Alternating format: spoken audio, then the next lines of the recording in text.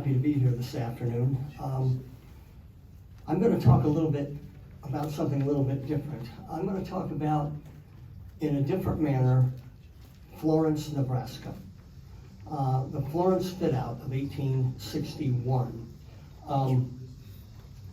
Unlike some of the other eras of Mormon migration, it's not the Exodus across Iowa from Nauvoo and then eventually to the Great Salt Lake Valley. And it's certainly not the 1856 to 1860 handcart experience that most of us know a lot about. It is an 1861 innovative idea known as down and back trains. And Florence, Nebraska was the center of this innovation for several years. Much of what I'm going to talk about today, there's two principal sources. One is a Donald F. Danker, who wrote extensively about Florence, and another is William G. Hartley, who talked about, in different publications, the Mormon migration west. Despite what some historians, and certainly some history books, and perhaps even some locals may indicate, the story of the Church of Jesus Christ of Latter-day Saints in Florence, Nebraska did not end by 1860. If that were true, a large chapter would be missing, a chapter that could be called the Florence story as opposed to the winter quarters story. The Florence story covers the years 1859 to 1863, when Florence became a very, very busy outfitting center each May, June, and July for crowds of Latter-day Saint travelers. The Florence story involves nearly 10,000 saints, thousands of tons of supplies, at least 55 organized wagon companies, thousands of cattle, corrals, boweries, stores, storage buildings, river docks, and steamboat arrivals. The Florence story, per se, speaks positively of careful planning and successful church ventures. On April 30th, 1861, Elder Jacob Gates arrived on the riverboat Westwind in Omaha, Nebraska territory. The earlier picture of him, I think I teasingly say, is what he looked like when he got here. The other picture is what he looked like when he left here. Regardless, 4 months earlier, he had received written orders while he was in England to sail to the United States and go to Florence, Nebraska, to supervise the frontier outings for the 1861 church immigration season. Interestingly, by March, he had negotiated contracts with the New York and Erie Railroad to carry Mormon passengers that summer to Florence. He then traveled to Chicago, where he called on Peter Schutler, a wagon manufacturer, and ordered 111 wagons for approximately $65 per wagon.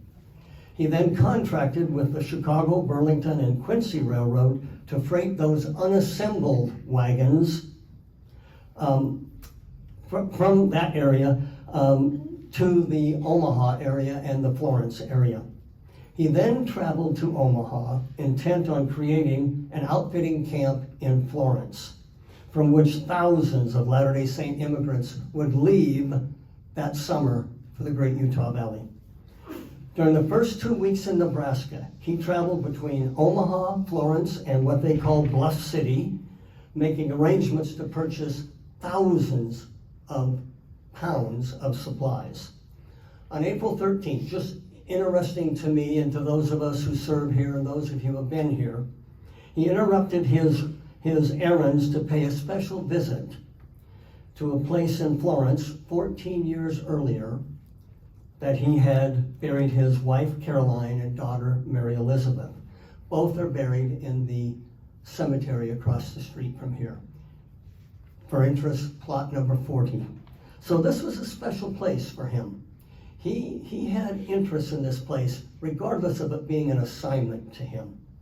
Literally a ghost town after the Latter-day Saints had left in 1848, winter quarters in 1856 had received much new energy and a new name in honor of Florence Kilbourne. Florence was the niece of the land promoter, James Mitchell. Mitchell's very famous in the Florence area and this area because he was one of the group that actually established the city. Land speculators had sought to have the town named Nebraska's capital city and the terminal city for the Chicago, Rock Island, and Pacific Railroad. During the late 1850s, only church immigration had brought seasonal summer life into this town. Florence was the main outfitting post or point from 1857 to 1863.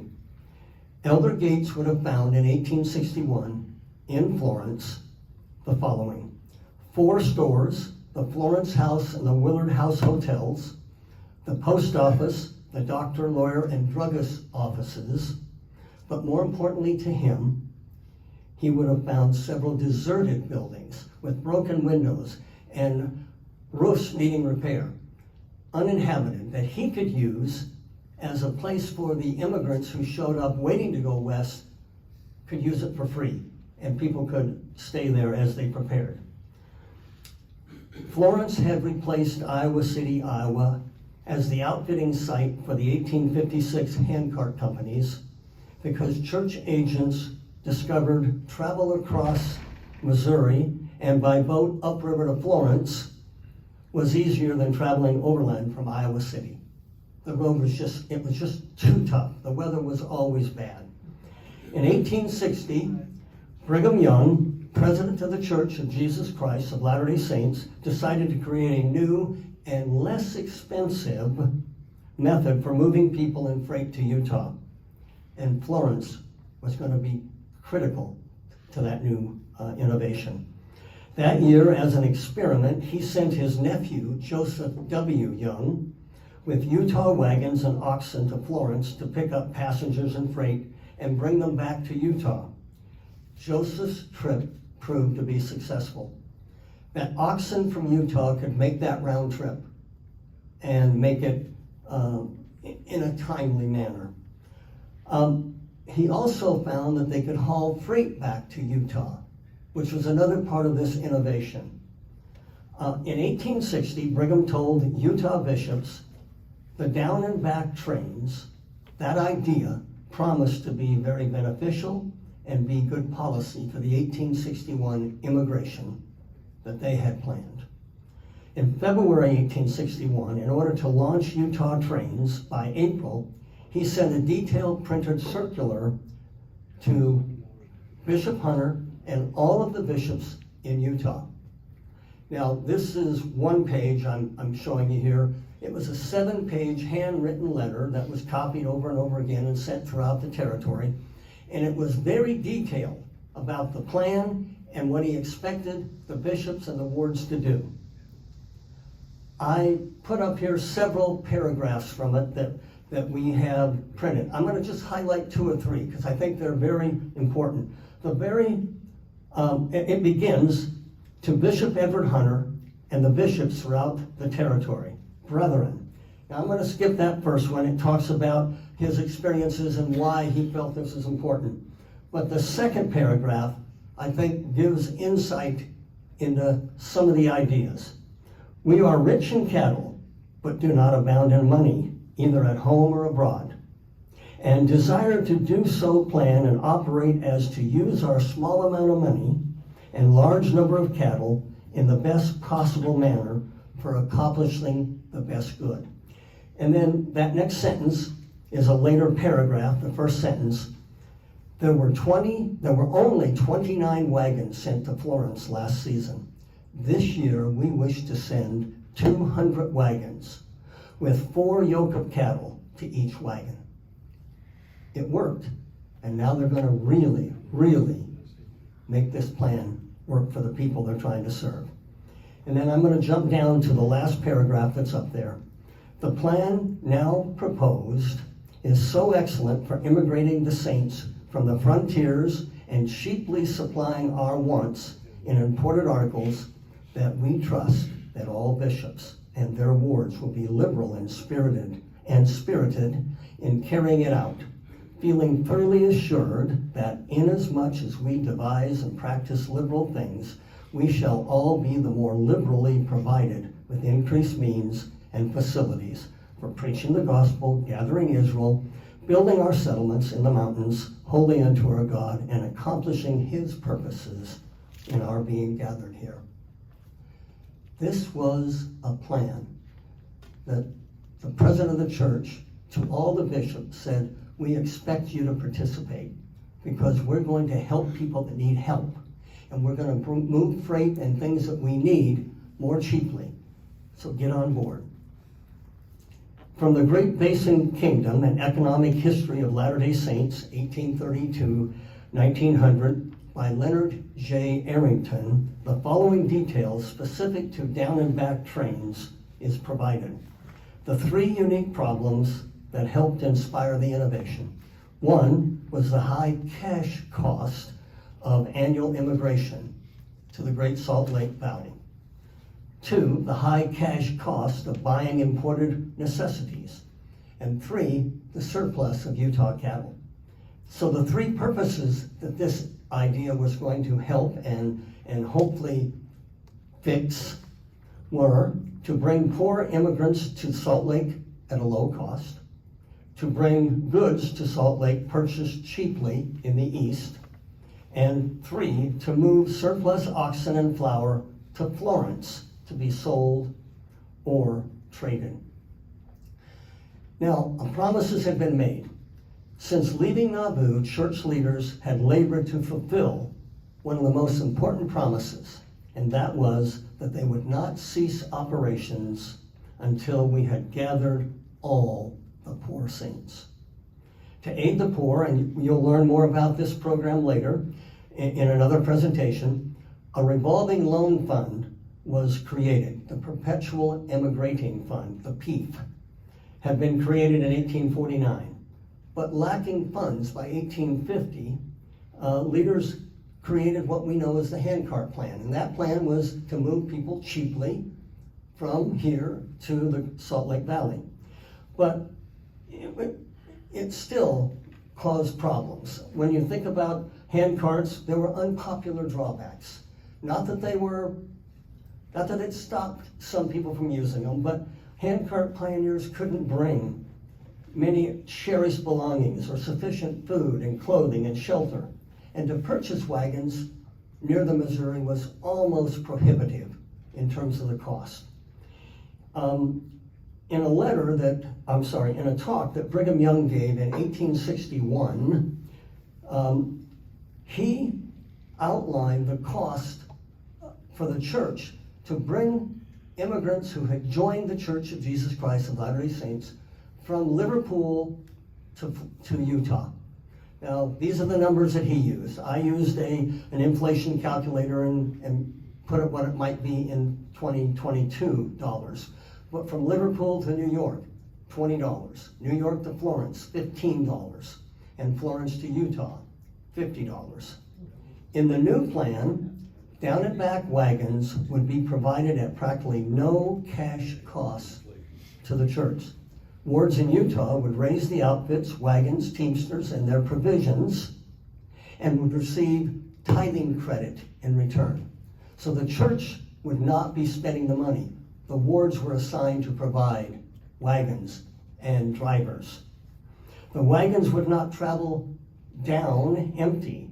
Instead, they would haul sacks of flour to be deposited at storage cabins along the way, and then on the way back, picked up to feed the immigrants that they were taking to the Salt Lake Valley.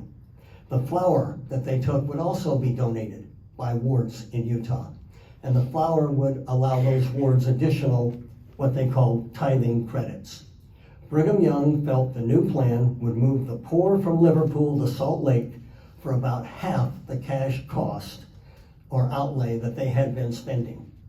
And it would move the financial burden to Utah from Europe or wherever these folks were coming from.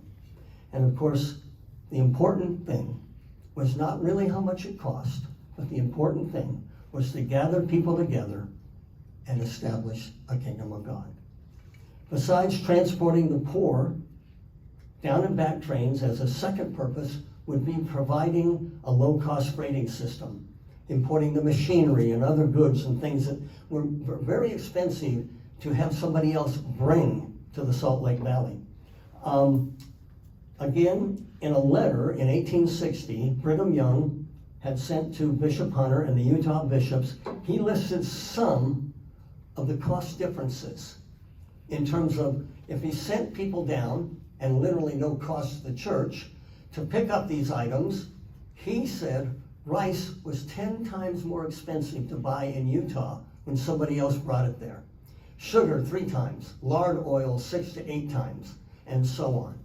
So it was cheaper, if they were going to go pick these folks up and bring them back, it was cheaper to buy the things in St. Louis and bring them back than it was to have a middleman take care of it. So it formed a second reason to do this. Now, this was not a haphazard plan. The letter goes on and on and on. And towards the end of the letter, and I'm not going to read all of this or much of it, it contained very specific instructions to bishops regarding the wagons. It called for the best Chicago make. Oxen should be unshod, but sent with 8 thin ox shoes and the requisite number of nails. The 4 projected companies need 4 mounted men to manage, graze, and water the unyoked animals. Teamsters should be skilled men, responsible for the ward's outfit. The church would not be responsible. Wards would receive $10 per 100 pounds for hauling flour to Florence and $15 from Florence. So again, it wasn't a haphazard plan. They planned out exactly what they needed to have this be successful, including specifics about the wagons. Now, to set an example, Brigham Young volunteered 10 teams. He told the Salt Lake wards in February, I want this city to raise 50 wagons with 4 yoke of oxen each. But he also cautioned them, and I think this is marvelous and speaks highly of his ideas about this. If you grudgingly put forth your means to help gather the saints, it will be a curse upon you. We're doing this to help other people. On April 21st, a Sunday, the news reached Utah of the fall of Fort Sumter and the outbreak of the Civil War. The church presidency visited the encampment as they were getting ready to send these wagon companies to Florence. And they installed 4 wagon train captains who were seasoned trailmen who had crossed the plains and understood camp life. And I'll just quickly mention them. Joseph Young, 32, who had led the experimental down and back train. Joseph Horn, 49, an 1847 pioneer. Ira Eldridge, 41, an 1847 pioneer. And John R. Murdoch, 34, was a Mormon battalion veteran. And he was one who helped with the handcart rescues of 1856. These were experienced trailmen, and they could lead this company to Florence. The 4 trains began their trek down to Florence that afternoon. As the trains left, Brigham Young received the following figures. You can see what the 4 companies were, how many wagons, how many teamsters, how many private wagons were going along, public oxen, how many guards, private oxen, the flour to deposit, and flour for expense or sale. They had spent an enormous amount of time planning and preparing, not just to help bring people, but to the things that they needed to have to make it be successful. Not long after that, we also, just for interest, I put this in here, and I know it's not easy to see, but these are the wagons, the wards and the areas from Utah who supplied them. And you can see it came from out the entire state. They were challenged to provide wagons and drivers, and they followed through. It was a magnificent plan, okay? Interestingly, during the winter of 1861, there's something on here I don't know what it means, so I won't touch it. Fitout. My secretary used to say the same thing, don't touch your computer. In the winter of 1860-61, hundreds of British Isles, Scandinavia, and other European countries signed immigration lists and deposited ticket money, hoping to immigrate that same season. And LDS chartered immigrant companies sailed in April and May from Liverpool. And these three we knew about. They left Liverpool. When they arrived in New York, approximately almost 2,000 new members of the church sailed to this country, preparing to head to the Utah Valley. I think interesting about all of this is it was coordinated to the point where the LDS agents in Liverpool tried to schedule the three vessels so the companies would reach New York and then in time reach Florence when the down and back trains got here. So it was pretty coordinated. In the eastern United States, during that same winter, church apostles Erastus Snow and Orson Pratt had labored to fire up lukewarm members. If you're going to go to Utah, now's the time to go. We've got this wonderful plan.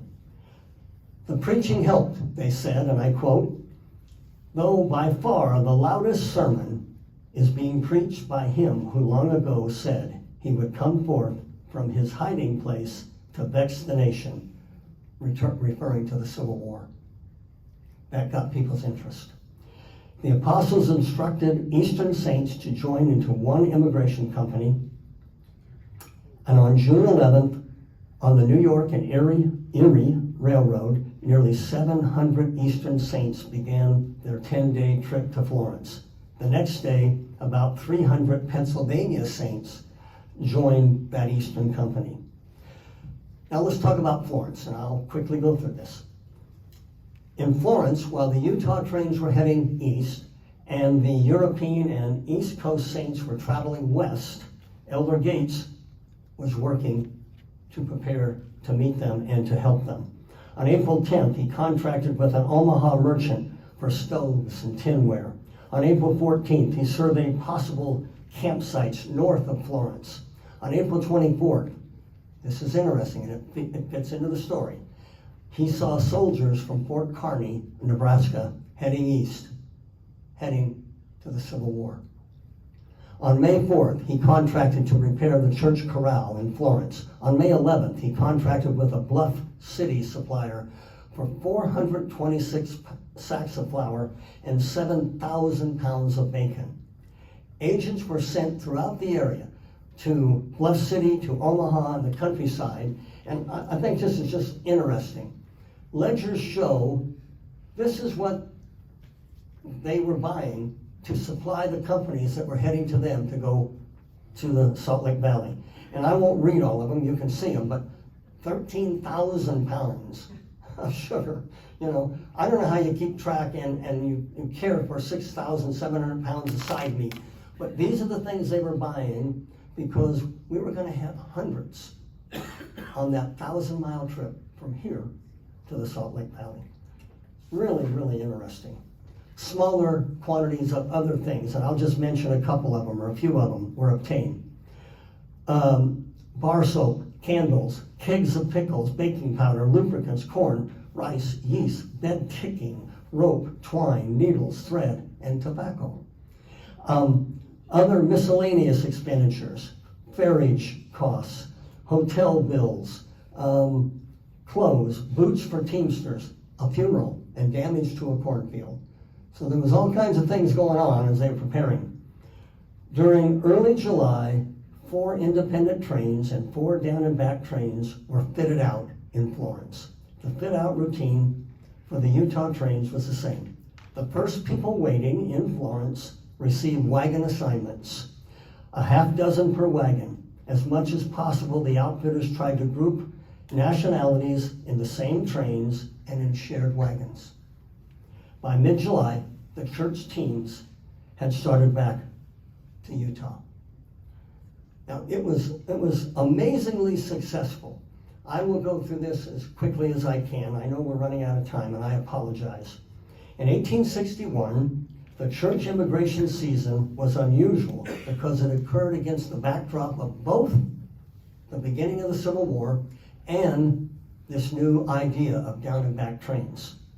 Both developments worked to make the 1861 immigration numbers larger than they had ever thought they would be. The United States, people living in the East, evidently the war woke them up. If we're going to go to Utah, we better go now. That was number one. Of course, the new down and back idea. The major purpose for the down and back trains was to assist poor saints to reach Utah from Florence. The plan succeeded very well.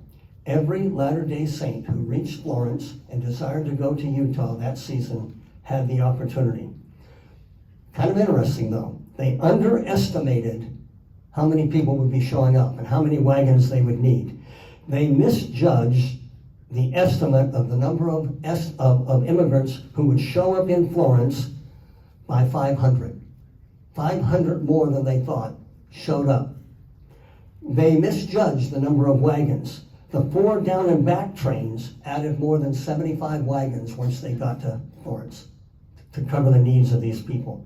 A conservative estimate of the number of immigrant saints in the 12 wagon companies who traveled from Florence to Utah in 1861 was 3,924.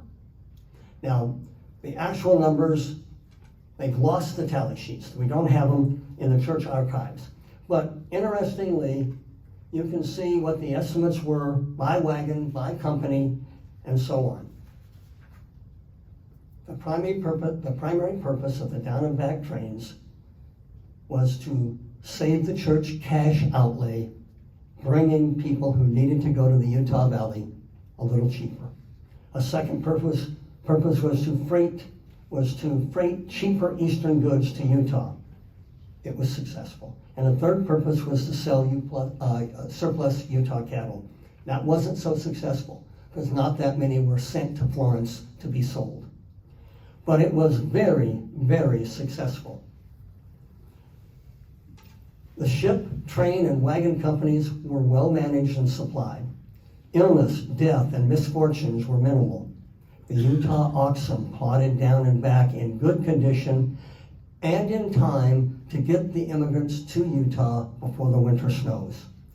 And Florence proved to be an acceptable, wonderful outfitting point because of the access to the Missouri River steamboats, nearby streams, grasses, and woods that allowed for wagon camps, corrals, and pastures, and its easy access to the Mormon Trail. Florence enjoyed 2 more outfitting seasons, 1862 and 1863. In 1864, because the Transcontinental Railroad tracks had pushed west from the Missouri River, the outfitting site changed to Wyoming, Nebraska, for the 1864, 65, and 66 seasons. And in 1867, LDS Company started from North Platte, Nebraska, which was the rail terminal that year. And in 1868, Laramie and Fort Benton outfitted the Mormons as they headed to the Utah Valley. I have some things here, and I'm just going to quickly summarize about Florence itself. Florence, as you know, was established on the exact location as was Winter Quarters, only 6 years later. What was known as the Nebraska Winter Quarters Company held the deed to that, and they established a new town, a new place. The community had the same traits as many others did. The well-known ferry boat crossing, all hoped to be made the territorial capital and terminus for the railroad. And it was an ideal location for a bridge to be built. So they anticipated and hoped that Florence would become the capital and would have the Transcontinental Railroad come through Florence instead of where it was. Just for fun, I found this old map. I thought it was kind of cool. They even spelled Paucus differently than you and I would, but this is an early 1850s map of the area. And it was considered a contender for all of those things. The city of Nebraska, the Florence newspaper, the Rock Bottom, claimed that Florence was destined to be the city of Nebraska because it was favored by nature over the others in the area. It had the rock bottom in the Missouri, and they felt they could build a bridge here, and there's a lot of positive things. There truly was. Unfortunately, we know that didn't happen. The Bank of Florence was established in 1855, and Florence had an awful lot going for it. It really, really did. The people who established the community identified the fact that it was a terminus or a point for the Mormon church at the time to send people west. So they even upgraded the cemetery and made that known. They even passed a unanimous resolution to buy some stock in what had become then the Florence Land Company and give that stock to Elder John Taylor for the purpose of securing his influence, so the church would continue to use this area. But unfortunately, as we all know, the bank failed. It was not named the capital, and Omaha got the train. So let me conclude. By the way, the bank, of course, an older picture of the bank. It's a marvelous, if you haven't been there, go visit it. It's wonderful to visit. This is an actual picture of Florence in those days where they were loading wagons and other things, heading west. But let me conclude with the city of Nebraska actually was unrealized. The Depression of 1857, the failure of the bank, the loss of Mormon trade, not chosen as a state capital, and the railroad crossing awarded to Omaha.